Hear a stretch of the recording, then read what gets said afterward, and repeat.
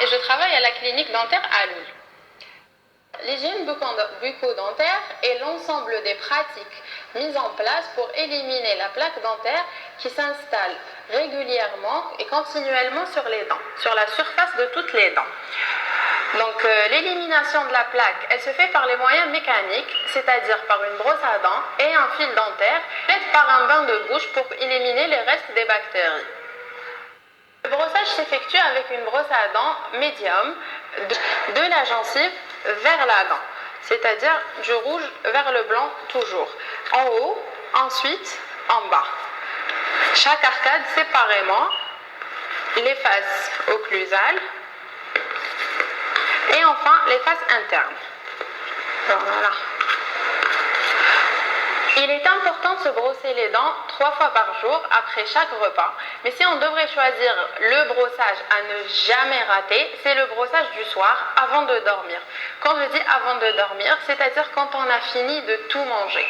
On ne va pas se brosser les dents et grignoter du chocolat ensuite pour dormir. Il existe une très forte relation réciproque entre l'hygiène bucco-dentaire et la santé générale. En effet, les problèmes de santé dentaire vont se propager vers le reste des organes et donner des maladies comme des maladies du cœur, de l'estomac par exemple aussi. Quand on a des extractions multiples, là ça va affecter énormément la digestion.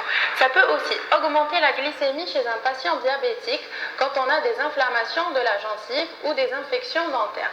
Dans l'autre sens, les problèmes de santé générale tels que les maladies chroniques, les maladies neurologiques ou encore les maladies auto-immunes impactent énormément la santé bucco-dentaire. Et elles peuvent même des fois être révélées par un dentiste quand il voit l'état des dents. Donc, les maladies dentaires les plus courantes sont la carie dentaire et la gingivite. La carie dentaire, elle est connue de tous. La gingivite, qu'est-ce que c'est? C'est une maladie qui atteint la gencive lors de l'accumulation de plaques dentaires excessives, c'est-à-dire quand on brosse pas ou quand on brosse mal sa gencive, là on va avoir des rougeurs, des saignements et des gonflements de la gencive. Ça peut aller jusqu'à la parodontite, c'est-à-dire que l'atteinte va atteindre l'os qui est sous la gencive. Donc là ça devient une maladie grave et il est nécessaire de la soigner. Le fait de manger des aliments trop chauds ou trop froids ne vont pas directement atteindre les dents. Le problème, c'est qu'il ne faut pas manger un plat ou un repas trop chaud et ensuite prendre une boisson trop fraîche. Là, ça va faire un choc thermique et ça va créer des fragilités de l'émail. On peut se brosser les dents le plus normalement du monde, mais shiftar. Au contraire, il faut se brosser même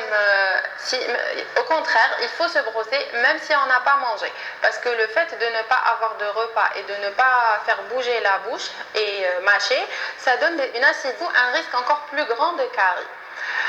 Est-ce que visiter le dentiste, faire une consultation ou là des soins, ftar? Alors non, c'est pas ftar. On peut aller chez le dentiste faire Ramadan, ma rahch yfطركم, ma rahch تعاودوه. Et l'anesthésie non plus, تكات على l'anesthésie, ma rahch تفطر. Donc c'est tout à fait possible durant le mois de Ramadan.